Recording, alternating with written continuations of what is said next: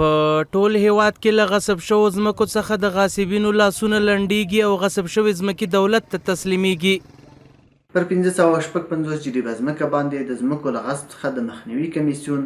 د دعوا په بررسۍ سره یاده شوې ځمکه امارتي تثبیت کړه. د نورو ولایتونو په څیر کابل کې هم ګڼ شمېر ځمکې د غاصبینو له منګولو خلاصې شوي چې عام هیوادوال د دغه اقدام تود هرکلی کوي.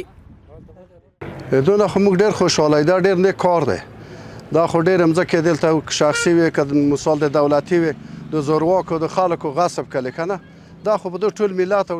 د ټول خلک په خوشحاله دي چې دا راوګرځي او حق مقدار وسپاري د کونډې او د یتیم او د هر چا په دو کې حق شته دی که نه دا خو ډېر نیک کار دی موږ په دې ډېر خوشحاله یو. د غصب مخنیوي کمیسیون له لوري د کابل په پغمان ولسوالۍ کې د سردار داود خان ښارګوټی چې پر 1556 جریبه ځمکه جوړ شوی د یاد کمیسیون له لوري د بشپړ بررسۍ وروسته د دغه ښارګوټي ځمکه امارتي تصویب شوه.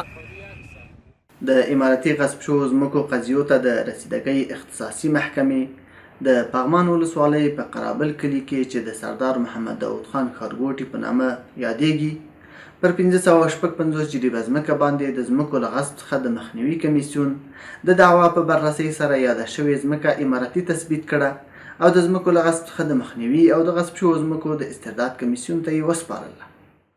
د عدلیې وزارت ویاند وایي د یاد ښارګوټي په اړه هیڅ داسې شواهد وړاندې نه شول چې د کوم شخص پورې اړه ولري بلکې ټول جعلي او بې باوره وه. د دغې قضیې مدعي علیه د محکمې په لړ کې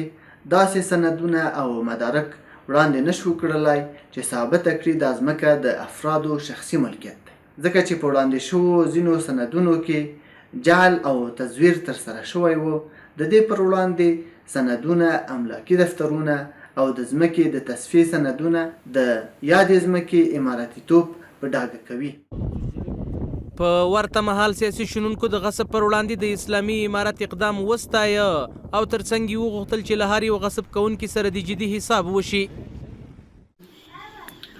هر قدر که امارت اسلامی افغانستان با غاصبین زمین محاسبه بکنه همان قدر دل مردم افغانستان به دست میگیره. غاصبینی که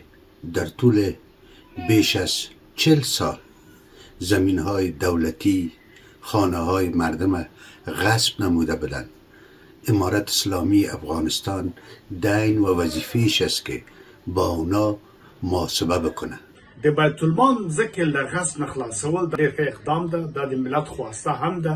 دا شریعت هم دا حکم کوي قانون هم دا حکم کوي په شرط دې چې په واقعي ډول د ټولو نه زورور او نازورور نه له هر قوم له هر ډلې نه دولتي مځکې چې چا غصب کړي دي د خلکو مځکې چې چا غصب کړي دا ټول د عدالت په بنیاد په دې وخت نه عامو هیوادوالو د غصب شوو ځمکو د راخلاصېدو هرکلی وکړ او له اسلامي امارت څخه یې د دغه پروسې د لا ګړندیتوب غوښتنه وکړه. دا خو د ملت غوښتنه هم د تنها د حکومت کار نه دی او د غصب د مځکو راګرځول خو دا د ملت حق دی دا د حکومت باندې د ملت حق دی باید ورته راوګرځوي او په دا باندې موږ ډېر خوشحاله یو دا ښه کار دی. حالا من خوشحاله په دې باندې چې د غاصبینو نه د مځکې راګرځولې تېر خو یو مفسد حکومت و فاسد حکومت و اسلامي امارت نه موږ ډېر خوشحاله په دې کارو باندې ولې چې د یو غریب سړي مځکه حق او د پښو لاندې کړی دا ډېر ښه کار په دې نه د اسلامي امارت نه موږ ډېر خوشحاله په دې کارو باندې.